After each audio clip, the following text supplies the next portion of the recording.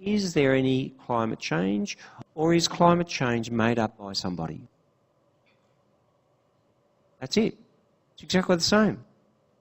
98% or 95% of scientists, it's evidence. You can go onto YouTube and look at the glaciers receding or the Arctic ice receding or whatever you want to do. And it seems like it's a thing. To use the word, it's a thing. Why is it that there's a whole group of people saying, nah, not happening? That's all, you know, the weather's hot, it's cold, it's climate change. Why? See? Why? This is it, see?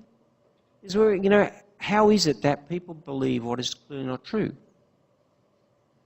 Or of course, I mean, if you go back to Socrates, he says, well, nobody knows anything anyway, so you might as well choose whatever suits you. But the ignorance and the unwillingness to address facts is the second one. The third one is the pragmatism, the experimental pursuit of beautiful consequences. This sounds nice. Experimental pursuit of beautiful consequences. Continuous experimentation to bring about social reforms. This is a fertile area for you to play around with your big topic for assignment 2. Change. You see, to get up there and tell me that you love your cat doesn't really do it. To get up there and say, look, this is a problem, this is why it's a problem, I believe, then you've got something to say. You've got to have something to say. So the arguments about, or the area of social consequences, beautiful consequences indeed, is an important one. The last one is critical theory, which is speaking truth to power. This is the one that interests me the most. In week 2 or week 3, I'll challenge you to read an article. It's not terribly long, about 6 pages. I'll challenge you to have a read of it. And of course, the best example of the fourth of these aspects is exemplified in yesterday's Women's Day. Truth to power, the inequity of the social balance between power in most societies between men and women is something. The interesting thing once we get onto discourse analysis is to say not only how does that came to be, you could walk back 10,000 years, but how do you go about making any change? That's where the intelligence comes into it. The critical thinking. Anybody can say, look, it's unfair. Women get paid in Australia 15% less than men as an average. Women are sexually harassed much more than men. Women, there's a lot of things which are obvious. The facts are there. The intelligence come to, so what is a way out of this? What is a way of promoting or developing some sort of response to that? You know, just saying this is not good, it's not fair, doesn't take people anywhere. It doesn't use the intelligence of critical thinking, it simply uses the emotion of, I'm angry. See, the best speeches, and this is famous speeches, and the ones that you write, or you choose to write, are the ones which have got a very strong emotional base. You care about it. You see? Maybe someone will write a thing about the cat which is they care about it.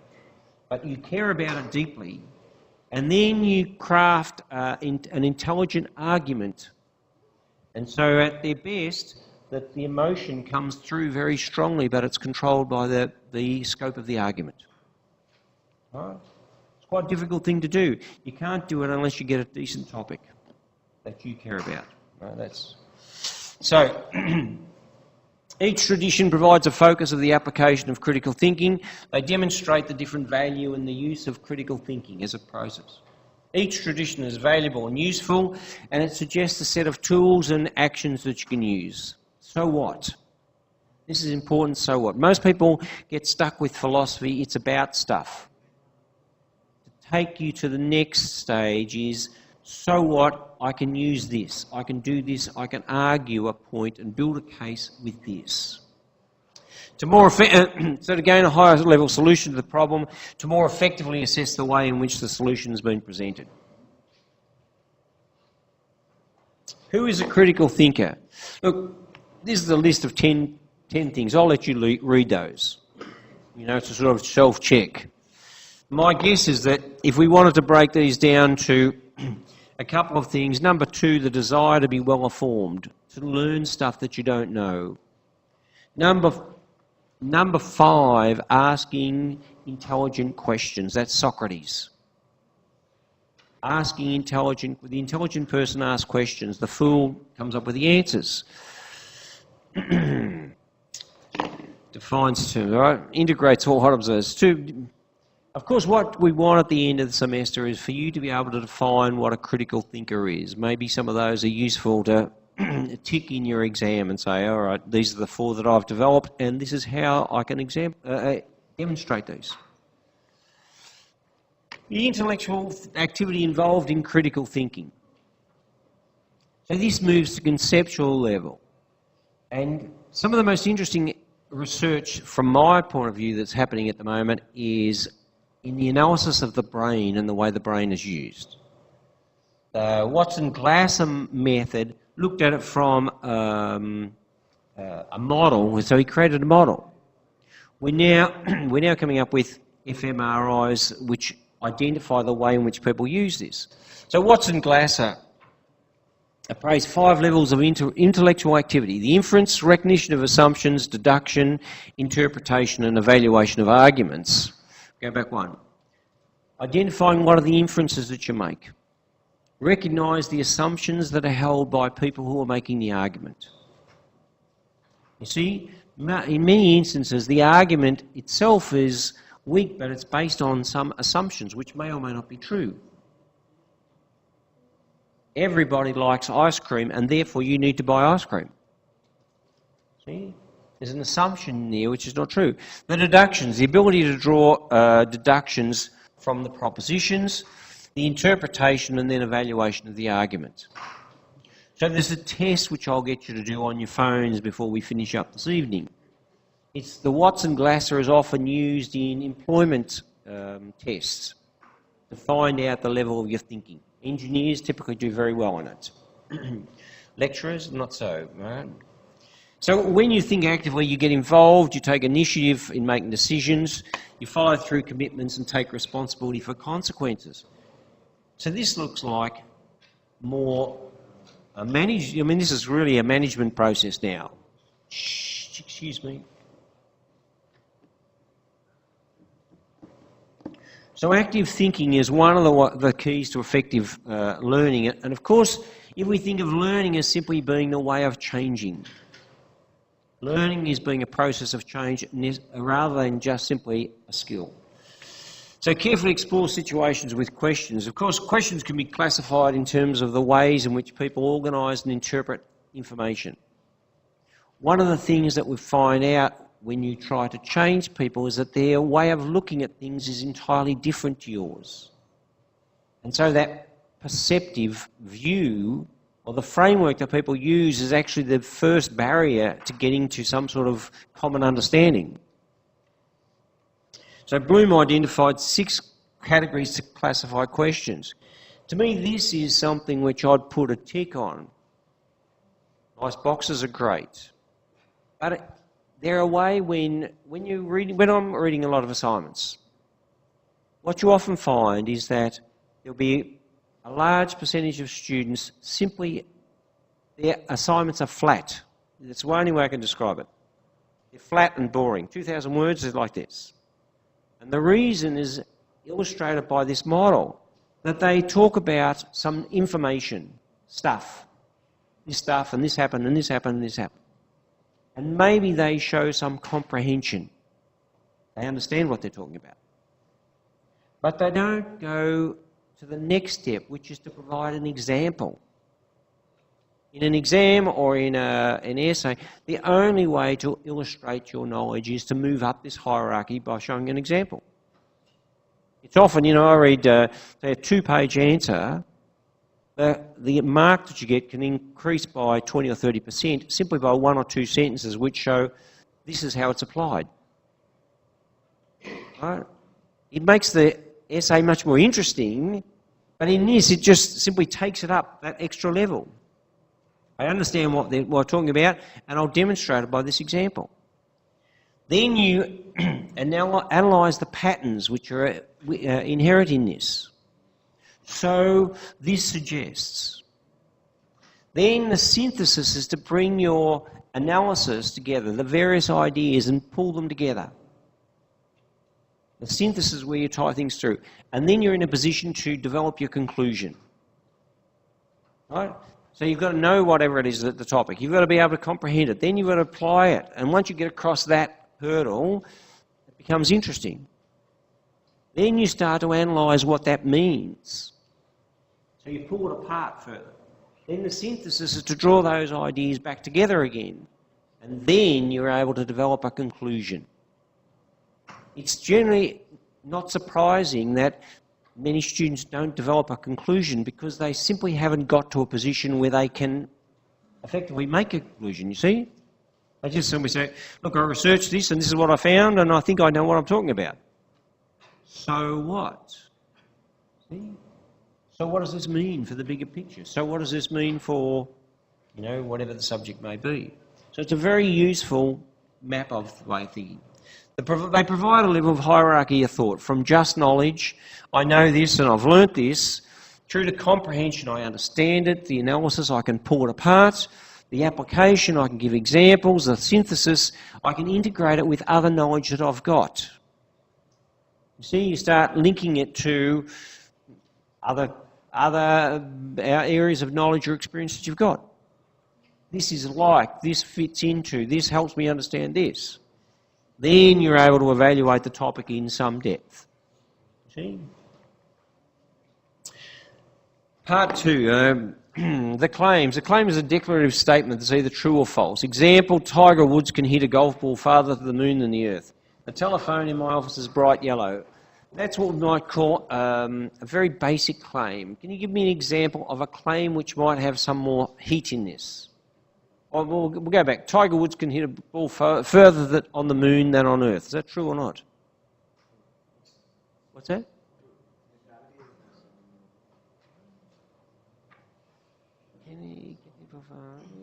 Of course, theoretically it's true. He's not there and he's got a bad back at the moment, so I don't know whether you could do it. The telephone in my office is bright yellow, so we can check that. Anybody give me a claim which might have a bit more controversy about it? Might be contested. The earth is flat is a claim. The earth is flat is a very interesting claim. You've spoiled lecture 3 for me already. That's it, all right? So lecture 3, don't bother coming. He's told you what the whole story's about. The earth is flat. Feels flat, looks flat. What else? We know it's not flat. What's a claim? Come on, the MBA students, you've got to say something. We'll finish earlier. You give me 3 claims that are controversial. I'll speak quicker and we'll be out of here by 7:30. What's a controversial claim? Ooh. She's got the woman up the back got an idea, but she's... what's a controversial claim? Evolution. What's that? No, revolution is a thing. Evolution is a claim. Evolution is a claim. You just ripped off lecture 4 for me now. That's the course is getting shorter as we go on. It's a highly contested one. A lot of schools teach that evolution is not a thing. Lecture 4 and lecture 5. Right? Evolution. Now, of course, it's not for me to assume that everybody here thinks that evolution is a thing or it's not a thing. I don't know. But it's controversial. One more claim. What's that? The Big Bang Theory is the way the Earth started. It's a highly controversial, for some people, a highly controversial claim. So there are obvious claims. There are controversial claims. There are other claims which you can come up with.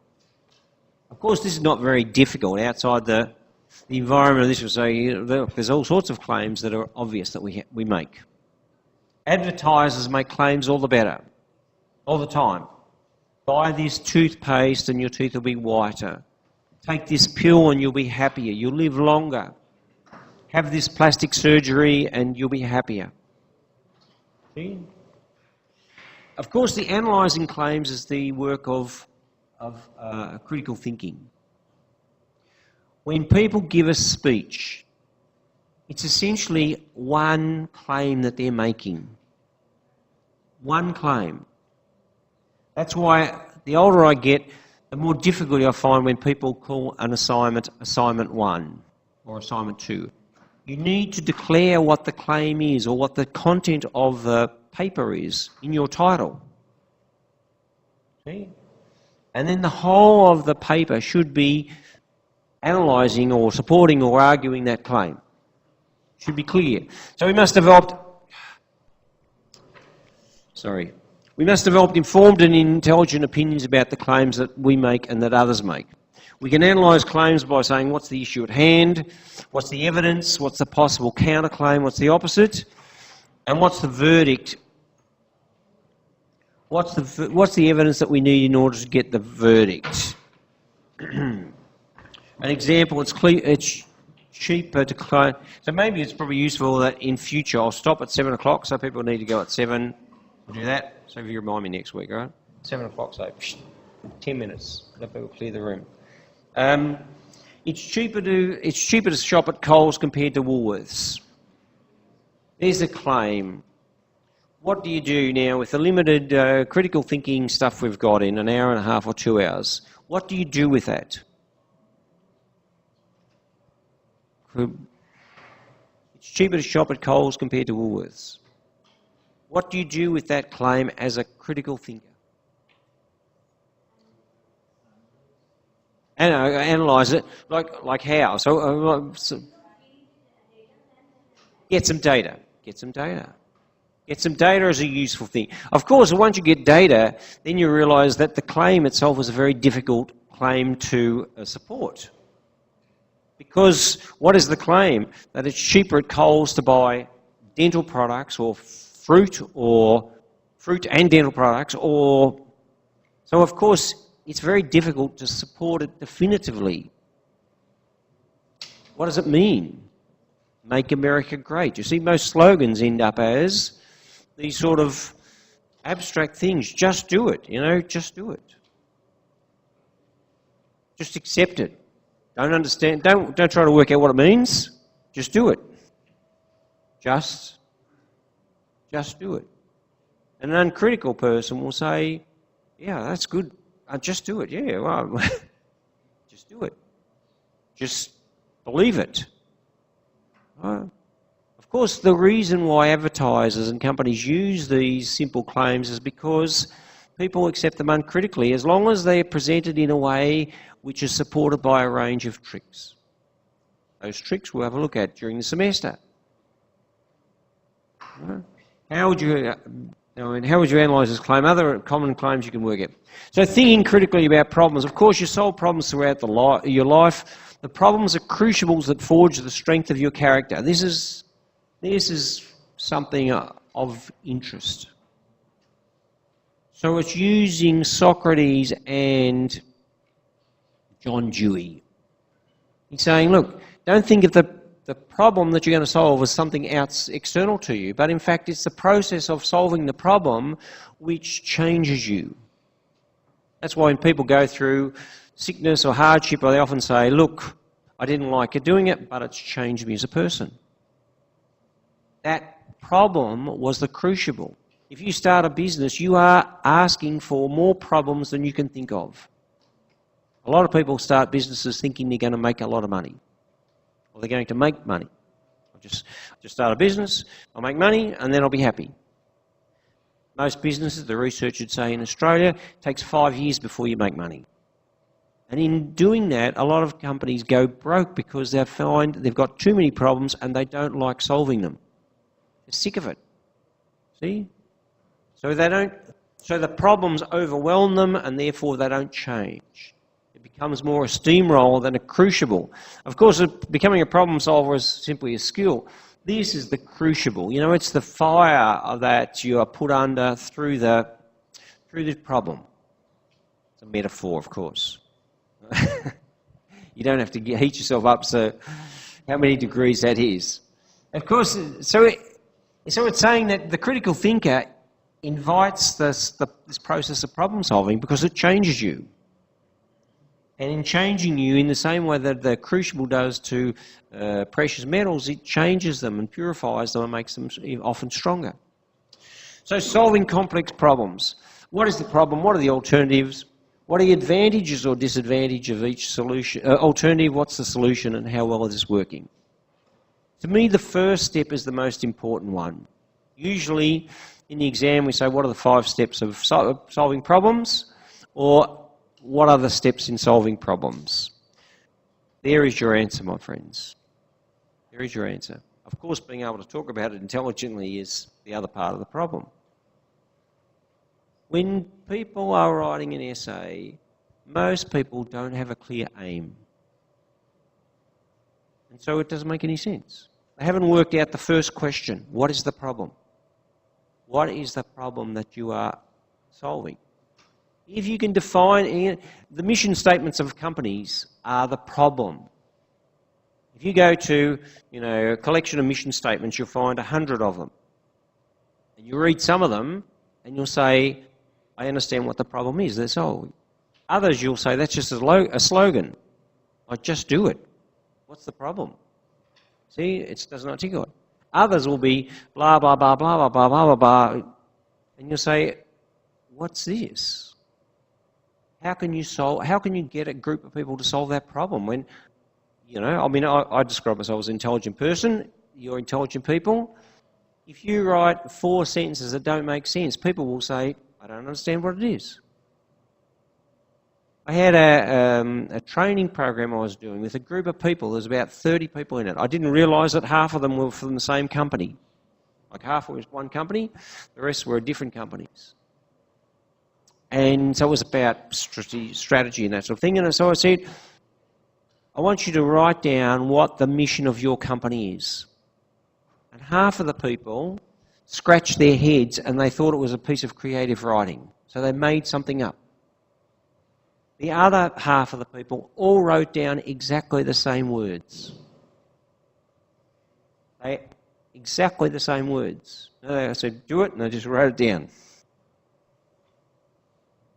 If I was owning a company, that's what I'd like. Everybody in the company knows exactly what problem we are trying to solve. There are so many organisations where everybody's got a different idea. There's no coherent understanding of the problem. The most interesting example of this is Fujitsu.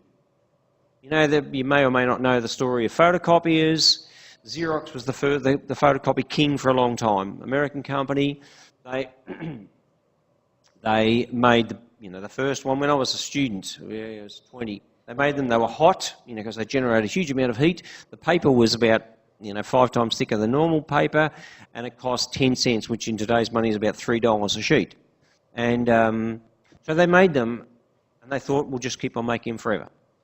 Then the Japanese photocopiers came in, and Fujitsu was one of them. They made them that were smaller, faster, better, and cheaper. So Xerox almost went out of business.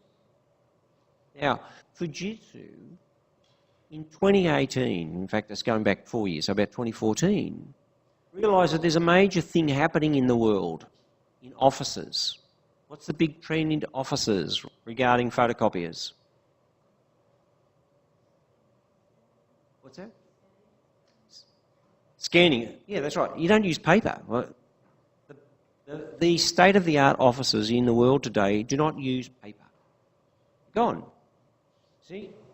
So if the mission of your company is to photocopy, provide a machine to photocopy paper, then the future is saying you're like the horse and cart. In a couple of years, there will still be some companies that they won't get to the future until about 2070. They'll still be using photocopies. Do you want a copy of this? The companies in the current thing, they know the paperless office is the way to go. So Fujitsu have changed their mission from we make photocopiers to we help people manage their documents. Oh, right. See? That's sort of what they were doing before, but they were just doing it in the form has changed. It's beautifully written. It's absolutely clear. And my guess is that everybody in Fujitsu knows that the purpose of the company. It's a thing that, it's a rare skill. It is a very rare skill to be able to know exactly what your organisation is on about and to be able to articulate that in one or two sentences that make sense. Most people don't try to do it. Most people don't realise it's an important thing, and therefore they don't do it. And so if this man at the front starts a company and he's got no idea of what the aim of the company is, the probability of success is quite low. I mean, he might be a genius and all that sort of thing, but it might be quite low. So the critical thinker of all these 5 stages, the thing that I will reinforce during this semester is that, number 1, what is the problem, is actually by far the most important. So when you're doing your assignment, I will be saying, you want to get more than a pass, make sure you include a sentence, the aim of this paper is.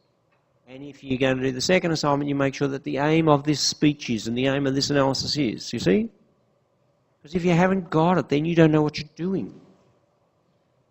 And I've read so many things where people simply, they don't know what they're talking about. Well, it's ridiculous, isn't it? See?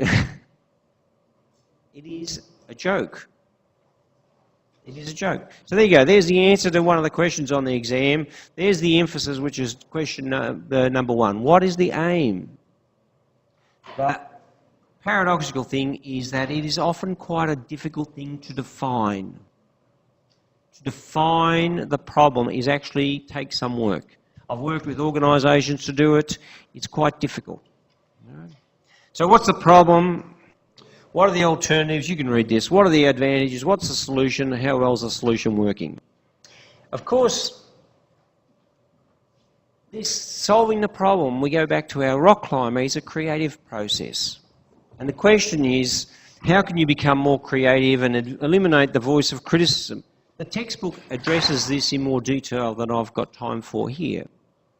But this tension between this logical problem solving and the creativity is one which we will endeavour to explore.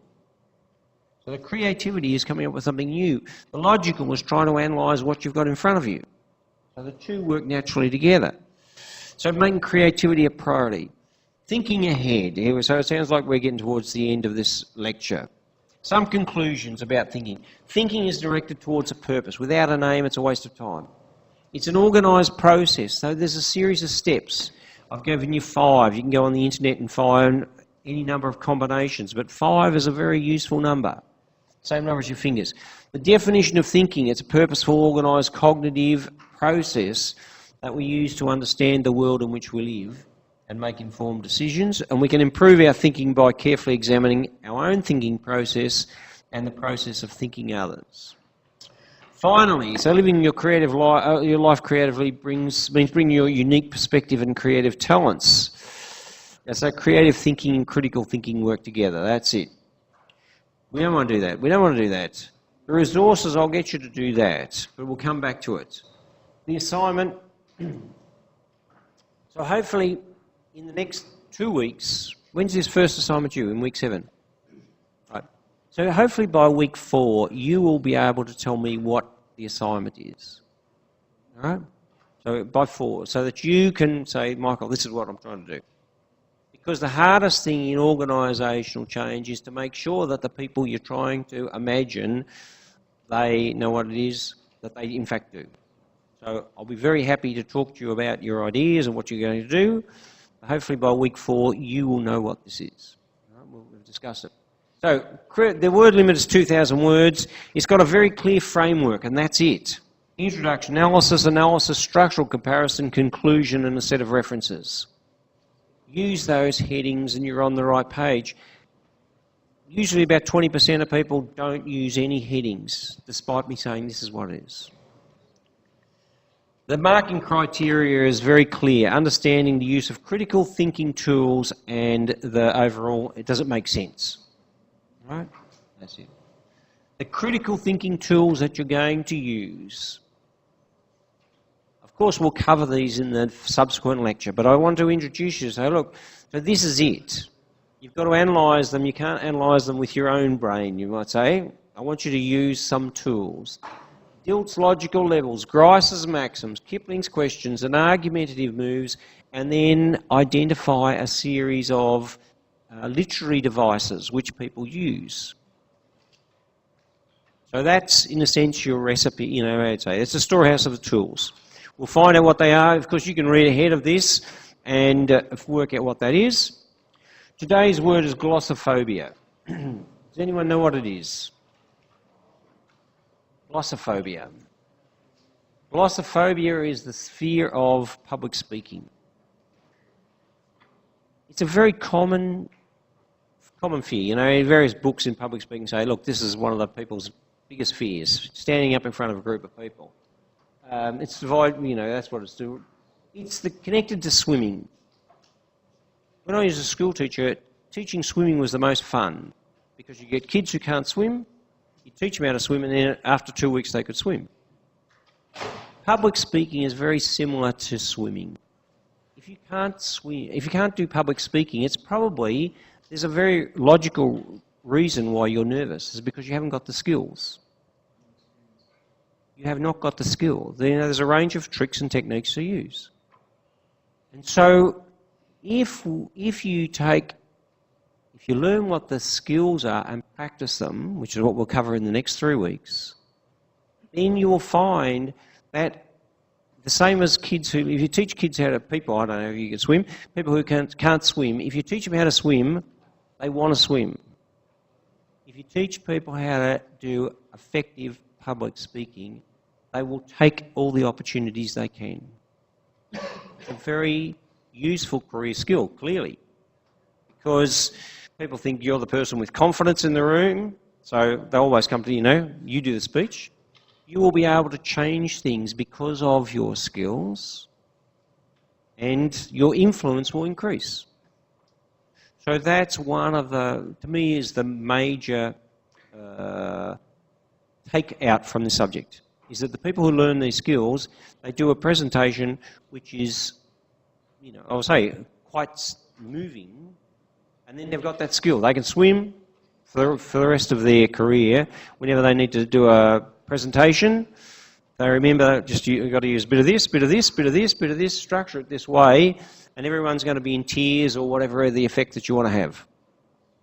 All right, so it's a useful. That's a big claim, of course. My friend here should be saying, I don't agree with that one. If you can swim, it's logical. All right, so that's it. That's the question. If you wanted to get a taste of the subject, you go to the Watson-Glasser practice test. You can do it on your phone, at 7:15 or 7:30, whatever time it is now. It's probably, I don't know what the time is more. The phone's over there being charged. It's useful. There's only 10 questions. In fact, you might as well find it anyway. Watson-Glasser practice test, you how to use the internet. One of the things, when I first started teaching this subject, I always felt there's this tension. On one side, the ideas that we cover are of great depth and wisdom. It's some really interesting stuff. On the other hand, a lot of it seems so obvious. So it's pretty obvious about the claims and, logical argument and all this sort of stuff. It seems obvious. However, once you take a test like this, you will see that it's not so easy. Right? It's not so, that's it. That's the word I want. It is not so easy. And so, if you will do this one, you do this one now, and you find, my guess it'll take you about 10 minutes. Anyway, we're going to find out. Now, tell me when you're finished. But you'll see that you use a part of the brain which you've got to crank up. And the confidence, if you can score yourself, this is my answer, and my confidence level in this answer is about 50% or 70% or whatever it is, then you're getting close to it. All right? So in the exam, we give you a couple of logical tests. The people who do a number of them during the semester, it's a walk in the park. 2 and 2 is 4. The people who don't, it's confusing. See, it's confusing. It's like a foreign language, me trying to learn the Hindi alphabet. You look at it and say, look, Michael, this says, you know, when I was a school teacher, we went past a grade and there was a woman teaching a young kid, and she said, 2 plus 2, what's it equal to? And the kid says, 7. And she said, no, I was just told, all right, 2 plus 2 equals 4. 2 plus 2, do you get it? 2, but then she does it again. 2 plus 2, and the kid says, 15. See? He had no idea and no amount of... He didn't know what 2 was. He didn't know what and is. He didn't know what equal is. It's only when he plays around with it that it becomes 2 and 2 is 4. So a lot of this logic is similar. It's written in a form that appears confusing. So that's why I can tell you all the questions and answers of the exam, and I'll still get this happy distribution of people who don't know what I'm talking about, people who have the multiple guess and they get 20 or 30% of it, and then the people who just walk through and they'll say, isn't there anything harder on this exam for us to do, Michael? I will try to think of something harder for you, but basically it's not, you see. All right? The Watson-Glasser test, that's the first one. Next week I will introduce you to this very interesting discussion or article about critical discourse, which is essentially what their the first assignment's about. And then between now and next Friday, you will email me the topic that you're going to present, and then we move forward. And is there any questions? There wouldn't be in such a big group. But if you've got any questions, come and talk to me on the way out. Okay? I'll post for the people listening. Well, that won't make any sense to them. For I think I get the recording 9 o'clock or 10 o'clock. It comes to me, so I'll post it up on before tomorrow morning. And if you've got any questions, it's better to put the questions on the discussion board because then people can toss them around, and certainly I'll be there. All right. What do you say?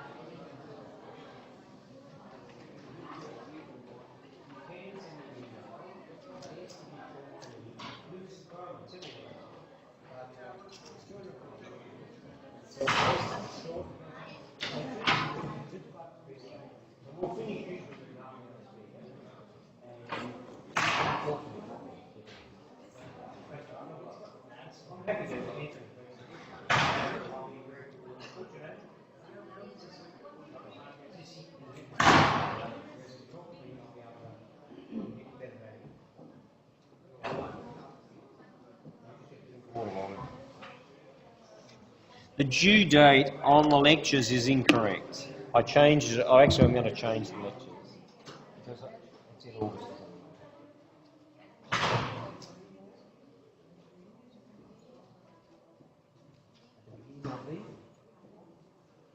Right. So it says the specific time. I actually, this lecture is updated.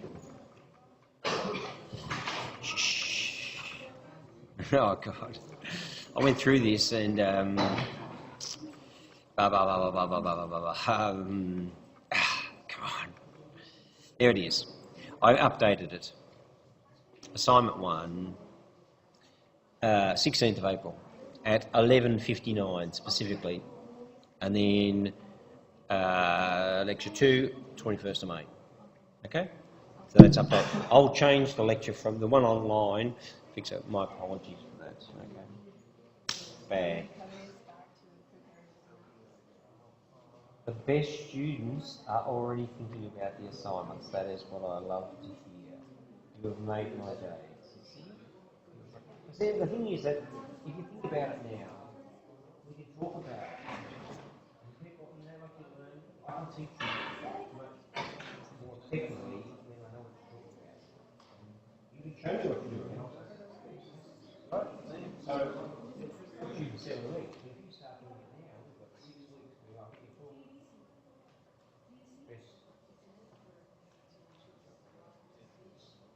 you have to choose one speech and one annual report. Okay? How are you?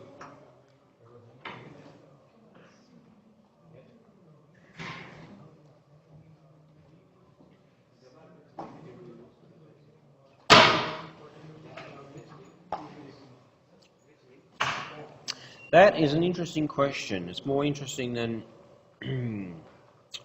So you know the list on the exam on the cloud, right? You know the list? Do you know that? No, I don't know that. Right. So on cloud, wherever it is,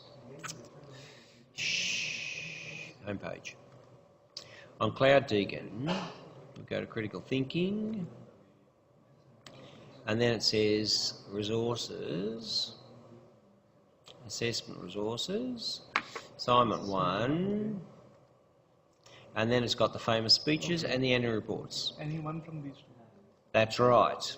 And to tell you the truth, when I was doing it, so I've done it in alphabetical order beautifully for you. Okay. So you can choose, the people are going to help me say, I'm choosing speech number 18, Stanton and whatever. Okay. I did actually think, I considered for a moment that if people wanted to choose a speech that is on that list, they might be open to it. But not a speech. But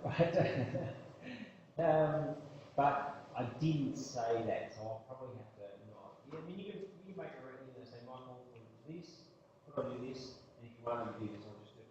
You know, my preference is this and this, but you might put out and do this speech. It's quite hard.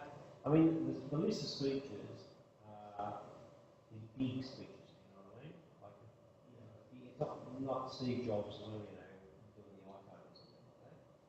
So we'll probably stick with the list. Stick with the list, right? Stick with the list. It's a good idea, and I like the creativity, and I was almost, but I can't, because I didn't take everybody. Okay? Yes. Very well, thank you.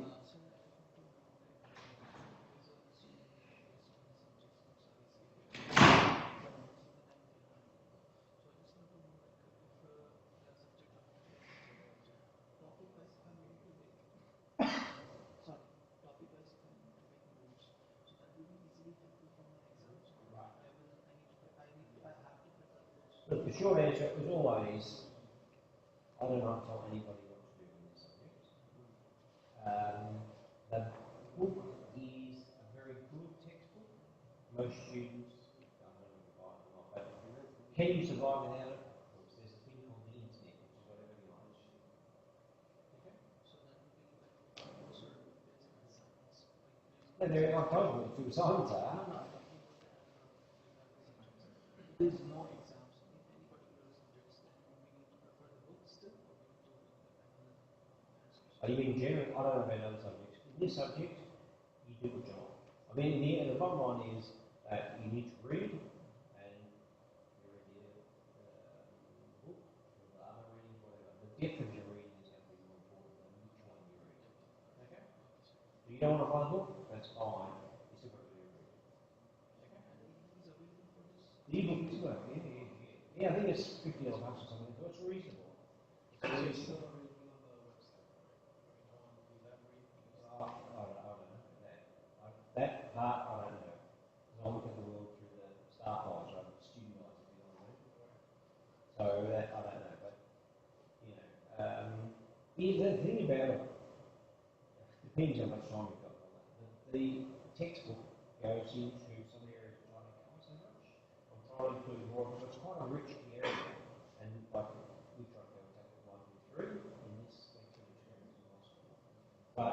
people who want to get into more serious English, used to have a book of critical thinking.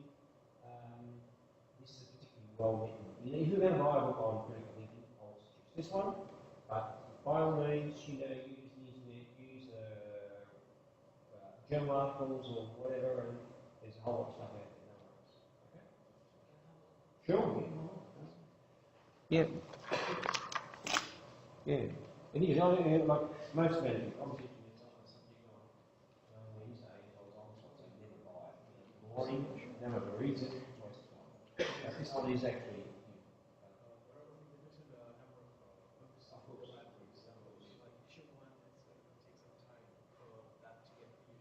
Right. And basically about the summary, it's basically like when you choose a topic on speech and on the analytical, and it's a summary we should write on our own words, basically. No. It's a critical analysis of the speech. So, no. There's no whiteboard in this room. What's going on?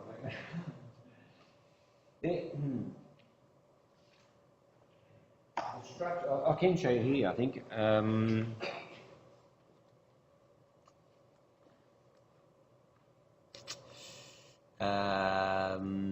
Here we go. Whereabouts is it? All right. So this is what you have to do.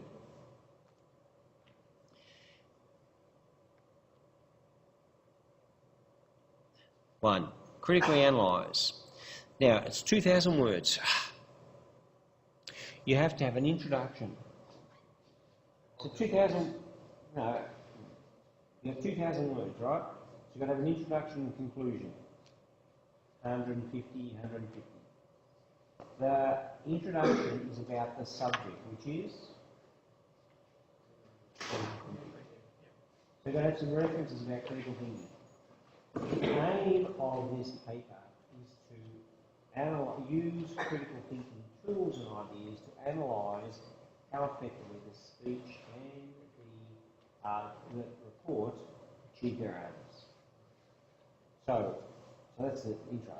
And the conclusion, it's the same thing but backwards.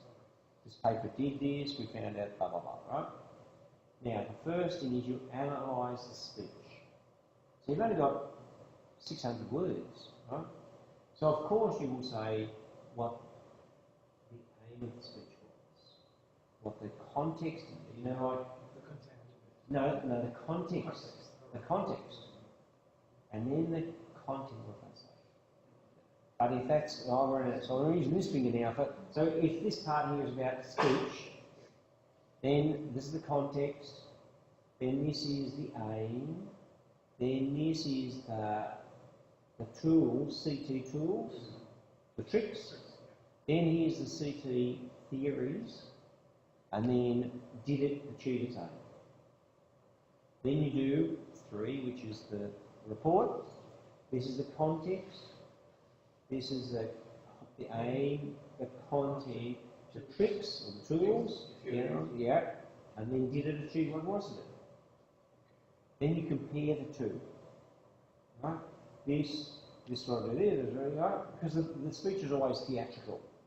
The report is much more boring, of course. But that doesn't mean it's bad, it just means constant, right? So then your conclusion is going to be all the same. Therefore, it's clear that the tools of critical thinking help it to be effective. Okay? Make sense? So it's really, I mean, as I said, it's not that complicated, but you have to think about it. Otherwise, people just do rubbish designs. I don't want you doing 100%, you know, but too much pressure on there, right? You know, put a few mistakes in.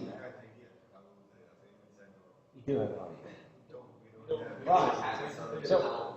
So what I want you to do now, choose your topics, and then when we come back next week, you can start to have a discussion like this and say, this is what we're going to do. Does that make sense? Of course, you don't know what the tools are. I told you to list them, but you know what they are. So if you have a read of them, then the lecture will talk about them, and then you say, right, I understand this. Yeah? Then we'll have a discussion. Okay? I don't want to put too much pressure on you, but we need pressure, otherwise you just go to sleep until week 6. Just arrived in Australia, yeah? 2 days. Welcome to Australia. Where from? Iceland? It's not from Iceland? India. Oh, welcome to Australia. So, okay, good. We'll get this question here. No, sir, I had the Same question. This girl here, you got a question? Right, sure, yeah. You got a question? No question.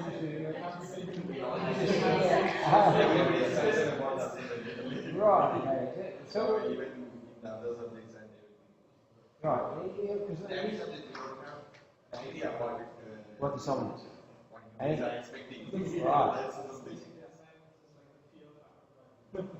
Well, see, in management, the best management is no surprises.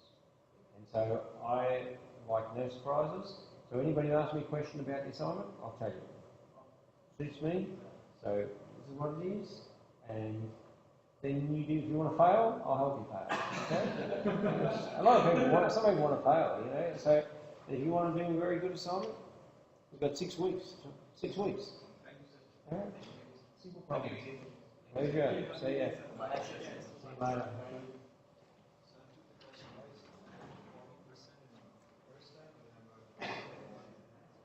Say that again? Did what? Oh, right. I got 40% on first job, Right. and then I got 10%. 10? Now what's in later? I don't know, it went with the sequence thing, so I'm not. Well, so look, that demonstrates my point, because like you can talk about these ideas and say, yeah, you know, it's hard for me to know what people think, you know, so I talk about this stuff. But it seems, oh, yeah, and then you do a test, and so, oh, right, you know, 2 and 2 is 4, we know that, but the answers of this, I'm not too sure. So that's a good reality. And that really illustrates why people have a great deal of difficulty with the first assignment.